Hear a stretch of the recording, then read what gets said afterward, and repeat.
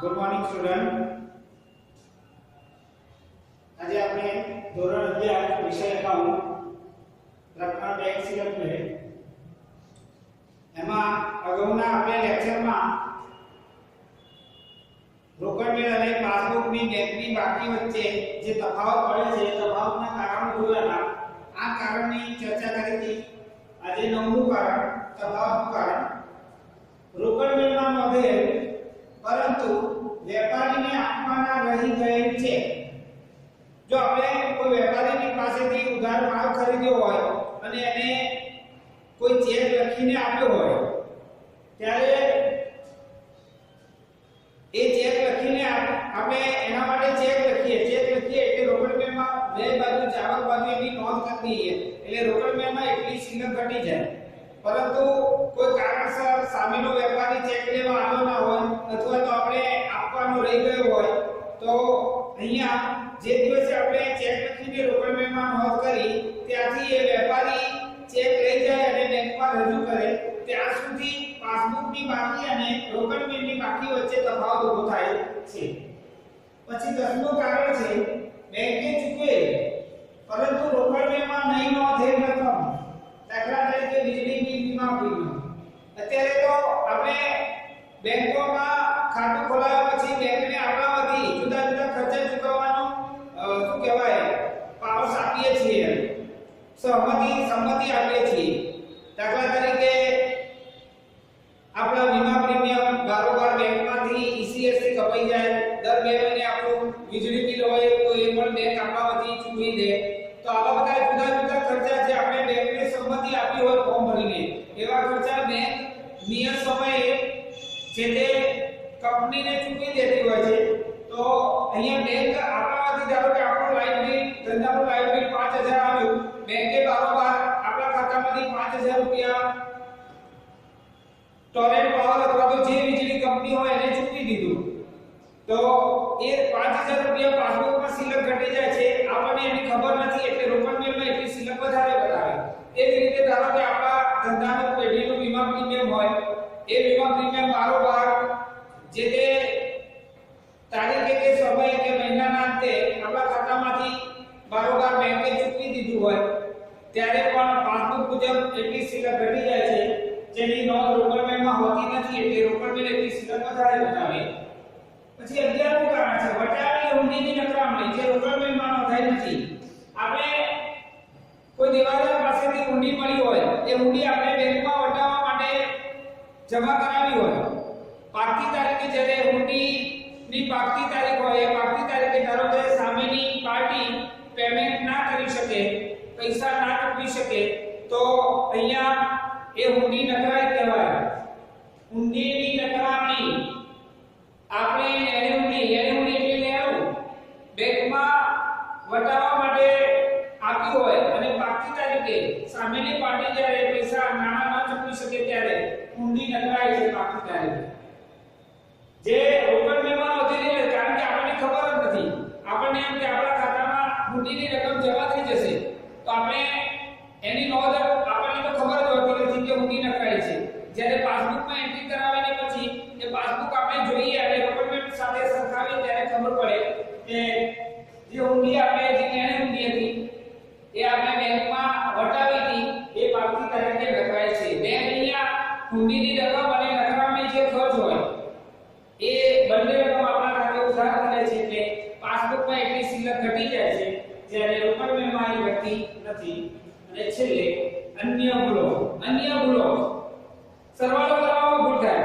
આપણે રોકડ મેળ આપણે બનાવીએ છીએ કે રોકડ મેળમાં રોકડના ખાતાનો બેંકના ખાતાનો સરવાળો કરવામાં ભૂલ થાય, પછી બાકી આગળ લઈ જવામાં ભૂલ થાય, એ પછી રોકડ ખાતામાં રકમ આડી નહીં લખાઈ જાય. ધારો કે આપણે કોઈને 25000 નો માલ વેચ્યો, સામેની પાર્ટીએ ચેક આપ્યો, આપણે રોકડ મેળમાં આ બાજુ લખી દીધું વેચાણ ખાતે. હવે 25000 રકમનો ચેક મળ્યો છે કે 25000 બેંકના ખાતામાં લખવાની જગ્યાએ આપણે રોકડના ખાતામાં લખી દીધી.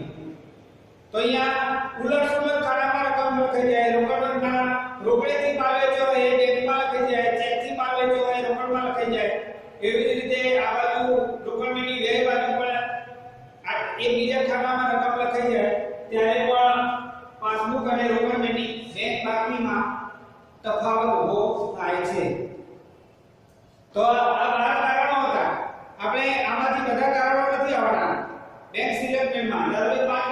મુદ્દા આવશે 6 માર્કનો બેંક સ્ટેટમેન્ટ છે એમાં 6 મુદ્દા આવે એમ તો એ 6 મુદ્દામાં કોઈના કોઈ કારણ હશે કે આપણે ભરેલ પરંતુ બેંકમાં જમા નહીં થઈ છે લખેલ પરંતુ ચૂકવણી માટે રજૂ નહીં થઈ છે કોઈ ગ્રાહકે વારંવાર આપણા ખાતામાં રકમ જમા કરાવી હોય બેંકે વ્યાજ જમા કર્યું હોય વ્યાજ ઉધાર્યું હોય બેંક ઓવરડ્રાફ્ટ હોય લોન લીધી હોય તો બેંક આપણા ખાતામાં વ્યાજ ઉધારતી હોય આવી બધી પછી બેંક આપણાથી કોઈ પેમેન્ટ કરતી હોય આપણી આવકો જમા કરતી હોય ડિવિડન્ડ કમિશન વ્યાજ આ બધું તો આને કારણે જે તફાવત ઊભા થાય છે એ તફાવતનું કારણ આપણે શોધવાનું છે એ શોધીને તમને પરીક્ષામાં કારણ આપી દીધેલું છે આપણે અહીંયા દાખલાની અંદર કારણ શોધવાનું નથી બેંક સ્ટેટમેન્ટનો દાખલો એટલે એમાં કારણો 5 કે 6 કારણો આપેલા હશે કે રૂપિયા 10,000 નો ચેક બેંકમાં ભરેલ પરંતુ હજુ સુધી જમા થયેલ નથી તો ભરેલ પરંતુ જમા નહીં થયેલ છે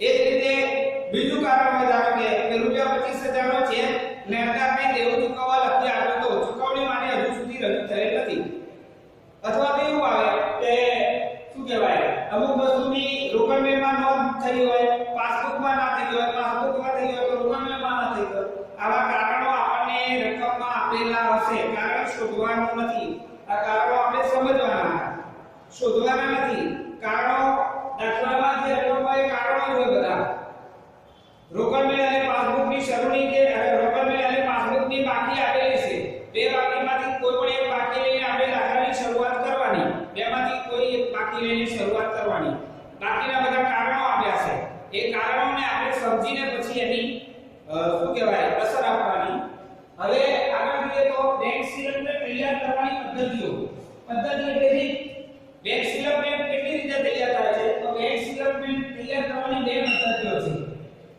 કેટલી બે પદ્ધતિઓ છે પહેલી પદ્ધતિ છે ગાણિતિક પદ્ધતિ ગણિત એટલે શું પ્લસ એન્ડ માઈનસ ગણિત એટલે શું તો ગાણિતિક પદ્ધતિ એટલે ઉમેરો અને બાદ કરવાની પદ્ધતિ ઉમેરો એટલે પ્લસ અને બાદ કરો એટલે માઈનસ ની પદ્ધતિ આ પહેલી પદ્ધતિ અને બીજી પદ્ધતિ છે ઉધાર જમાની પદ્ધતિ ઉધાર જમા ખાતાની પદ્ધતિ જેને હિસાબી પદ્ધતિ કહેવામાં આવે છે દાખલો કરવામાં આપણને બીજી પદ્ધતિ વધારે સરળ રહેશે ઉધાર જમાની પદ્ધતિ હવે પહેલી પદ્ધતિનો આપણે અભ્યાસ કરીએ ગાણિતિક પદ્ધતિ ઉમેરો બાદ કર્યાની પદ્ધતિ જો અહીંયા બેંક સ્ટેટમેન્ટ ધંધો કરાવે છે વેપારી તૈયાર કરે છે બરાબર હવે અહીંયા આ પદ્ધતિમાં બે પક્ષ આ પદ્ધતિમાં બેંક સ્ટેટમેન્ટ બનાવવાની શરૂઆત રોકડ કે પાસબુક પ્રમાણેની કોઈ પણ બાકીથી થઈ શકે છે આપણને પાસબુક મુજબ બાકી આપ્યો હોય અથવા રોકડ મુજબની બાકી આપી હોય કોઈ પણ બાકી લઈને તમે દાખલાની શરૂઆત કરી શકો છો બેંક સ્ટેટમેન્ટ બનાવવાની શરૂઆત કોઈ પણ બાકી લઈને કરવાની અહીંયા બે પક્ષ છે બે પક્ષ એટલે એક ધંધો અને બીજો બેંક બે પક્ષ એટલે એક ધંધો અને બીજો બેંક ધંધો એટલે રોકડ મેળ ધંધો એટલે રોકડ મેળ અને બેંક એટલે પાસબુક તો રોકડ મેળની બાકીથી શરૂઆત કરી શકો પાસબુકની બાકીથી પણ તમે શરૂઆત કરી શકો હવે અહીંયા બે પક્ષ આપેલા છે આ બે પક્ષમાંથી કોઈ પણ એક પક્ષની બાકી લઈને શરૂઆત કરવાની હવે અહીંયા ધારો કે તમે રોકડ મેળની બાકીથી બેંક સ્ટેટમેન્ટ બનાવવાની શરૂઆત કરતા હોય તો રોકડ મેળ એ આપણો પક્ષ કહેવાય અને પાસબુક એ સામેનો પક્ષ કહેવાય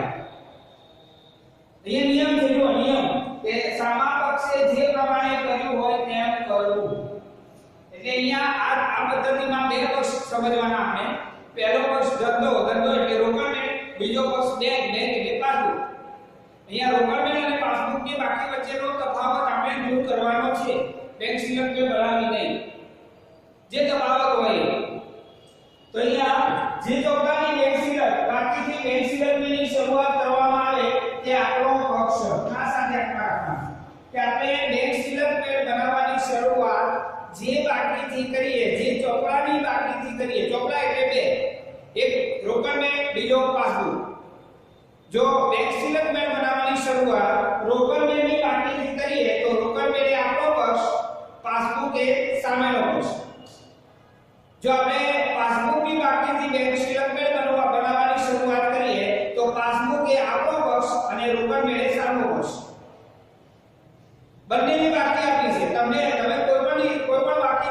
લઈને બેંક સ્ટેટમેન્ટની શરૂઆત કરી શકો.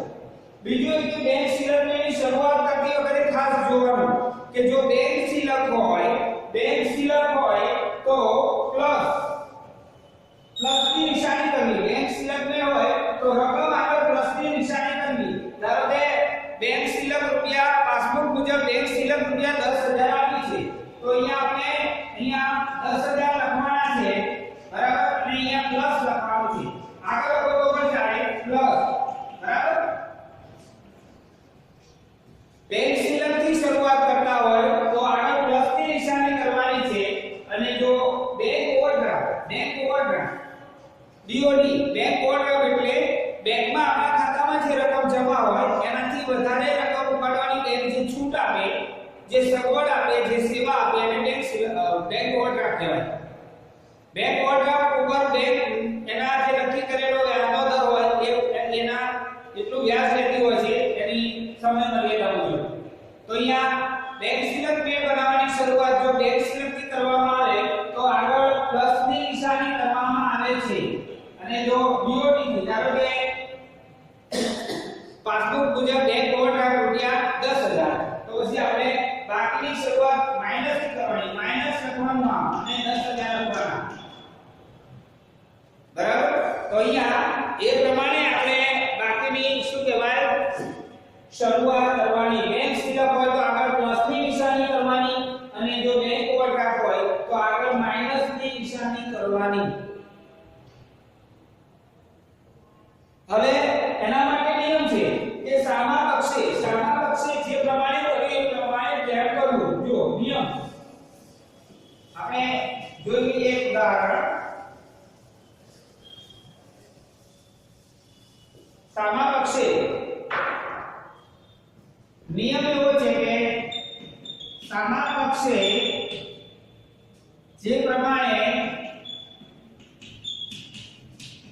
કર્યું હોય તેમ કરવું. આ નિયમ છે. હવે આપણે હમણાં મેં કહ્યું કે આ પદ્ધતિમાં બે પક્ષ, એક રોકડમેળ, બીજો પાસબુક. જો તમે રોકડમેળની બાકી લઈને શરૂઆત કરતા હોય તો રોકડમેળે આપણો પક્ષ. જો રોકડમેળની બાકીથી શરૂઆત કરતા હોય તો રોકડમેળ એ આપણો પક્ષ કહેવાય. સામેનો પક્ષ કયો થયો? હવે પાસબુક. તો સામેનો પક્ષ એ પાસબુક ગણાય. હવે અહીંયા નિયમ શું કહે છે? સામા પક્ષે જે પ્રમાણે કર્યું હોય તેમ કરવું. સામા પક્ષે જો શિલક વધારી હોય તો આપણે વધારવી, ઉમેરવું, પ્લસ. અહીંયા જો સામા પક્ષે અહીંયા આપણે રોકડમેળની બાકીથી શરૂઆત કરીએ. ધારો કે બેંક સ્ટેટમેન્ટ બનાવવાની. હવે સામો પક્ષ પાસબુક છે. સામો પક્ષ શું છે? પાસબુક. હવે સામા પક્ષે ધારો કે જે કર્યું હોય, સામા પક્ષે જે પ્રમાણે કર્યું હોય તેમ કરવું. એનો મતલબ શું? તો સામા પક્ષે બેંક શિલક વધારી હોય તો વધારવી અને સામા પક્ષે બેંક શિલક ઘટાડી હોય તો ઘટાડવી. બીજું કશું કરવાનું નથી. સામા પક્ષે જે પ્રમાણે કર્યું હોય તેમ કરવું એટલે સામા પક્ષે જો શિલકમાં વધારો કર્યો હોય તો આપણે વધારવી અને સામા પક્ષે ઉમેરવી. તો ઉમેરો અને બાદ કરવાની પદ્ધતિ છે. ઉમેરો અને બાદ કરો. સામા પક્ષે શિલક વધારી હોય તો આપણે ઉમેરવાની અને શિલક ઘટાડી હોય તો આપણે બાદ કરવાની. દાખલા તરીકે આપણે ઉદાહરણ લઈએ કે આપણે રોકડમેળની બાકીની શરૂઆત કરી. હવે અહીંયા રોકડમેળ મુજબ ધારો કે જોઈ લઈએ. અહીંયા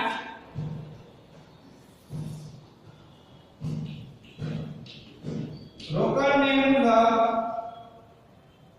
બેંક શિલક ધારો કે રૂપિયા 10000 છે. રોકડમેળ મુજબ બેંક શિલક રૂપિયા 10000 છે. બેંક શિલક રોકડમેળ મુજબ બેંક શિલક એવું થાય બાકી દેવા 10000 છે. અહીંયા રોકડમેળથી આપણે શરૂઆત કરી 10000.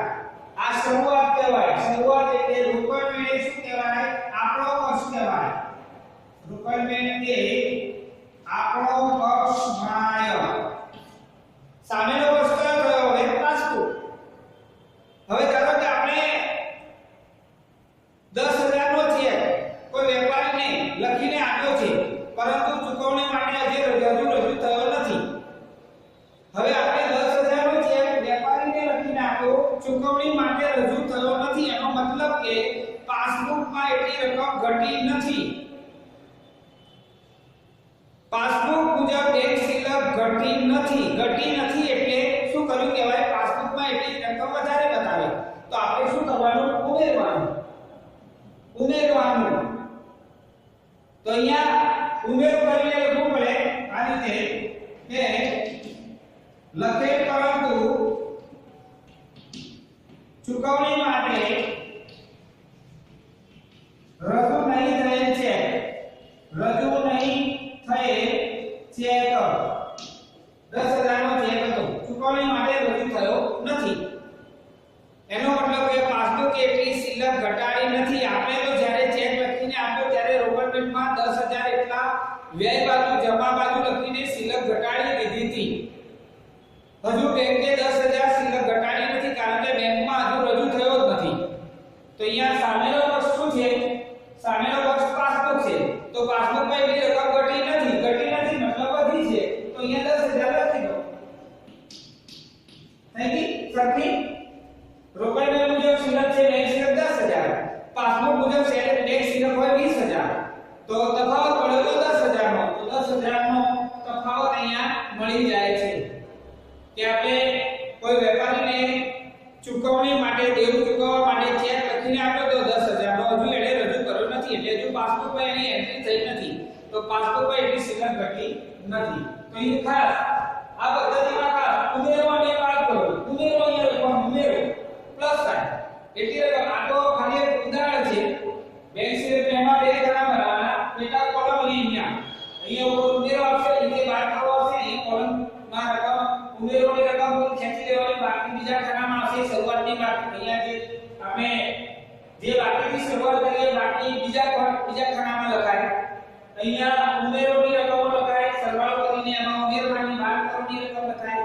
એ બાદ કરવાની રકમ પછી. તો અહીંયા ખાસ ઉમેરો બાદ કરો એટલે સામા પક્ષે. ધારો કે આપણે બીજી વસ્તુ લઈએ. ધારો કે બેંકે બારોબાર આપણા ખાતામાંથી આપણા ધંધાનું 5000 રૂપિયા વીમા પ્રીમિયમ ચૂકવી દીધું. બેંકે આપણા ખાતામાંથી 5000 વીમા પ્રીમિયમ ચૂકવી દીધું. આપણને ખબર નથી, રોકડ પેમાં નોંધ થઈ નથી. હવે સામેનો પક્ષ અહીંયા પાસબુક છે. તો પાસબુકે આપણા ખાતામાંથી 5000 ચૂકવી દીધા છે વીમા પ્રીમિયમ. તો પાસબુકે એટલી બેલેન્સ 5000 શિલ્લક ઘટાડી દીધી છે. સામેનો પક્ષ પાસબુક છે એટલે શિલ્લક ઘટાડી, તો આપણે ઘટાડવાની. તો અહીંયા બાદ કરો આવશે. બાદ કરો કરીને લખવાનું બેંકે ચૂકવેલ વીમા પ્રીમિયમ. બેંકે ચૂકવેલ વીમા પ્રીમિયમ 5000 માઈનસ 5000 આ રીતે. તો અહીંયા આપણે આ પહેલી પદ્ધતિ છે. નેક્સ્ટ લેક્ચરમાં આપણે એનો વ્યવસ્થિત એક દાખલો બરાબર સમજીશું. બરાબર. તો ખાસ આમાં એક ધ્યાન રાખવાનું, ઉદાહરણ ગાણિતિક પદ્ધતિ ઉમેરો બાદ કરવાની પદ્ધતિમાં એક આ નિયમ ખાસ યાદ રાખવાનો. સામા પક્ષે જે પ્રમાણે કરવાનું, સામા પક્ષે જે પ્રમાણે કર્યું હોય પ્રમાણે કરવાનું. મતલબ એક જ થાય કે સામા પક્ષે બેંક શિલ્લક વધારી હોય તો વધારવાની, સામા પક્ષે બેંક શિલ્લક ઘટાડી હોય તો ઘટાડવાની. દાખલા તરીકે અહીંયા આપણે આનો લઈએ. રોકડની જે આપણે પાસબુકની બાકી લઈને શરૂઆત કરીએ.